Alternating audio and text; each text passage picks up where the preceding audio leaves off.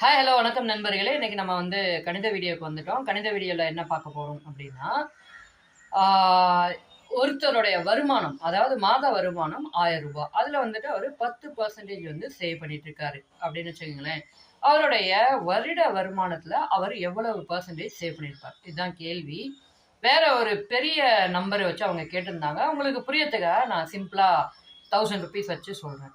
So 1000 ருபீஸுக்கு நமக்கு 10% அப்படின்னா என்ன வரும்? 100 ருபீஸ்.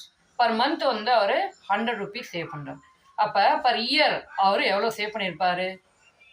1200 rupees save பண்ணியிருப்பாரா? அதாவது 1200 ரூபாய் சேவ் பண்ணியிருப்பாரு. டோட்டலாக அவருடைய வருமானம் எவ்வளவு? 12000 ரூபா.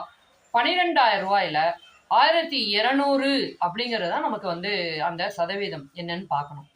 ஜஸ்ட் இப்போ எப்படி சொல்லலாம் அப்படின்னா, ஒரு மாதத்துக்கு 10% அவர் சேவ் பண்ணுறாருன்னா 12 மாதத்துக்கும் சேர்த்து அதே 10% தான் சேவ் பண்ணுவார் அப்படின்னு ஈஸியாக சொல்லிட்டு தான் போகணும்.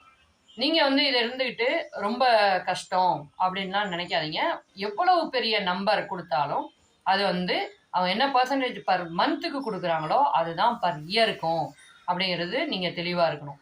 இப்போ 12,000 ருபீஸ். 12,000 ருபீஸில் 1200, அதாவது 1200 ருபீஸ் எவ்வளோ பர்சன்டேஜ்?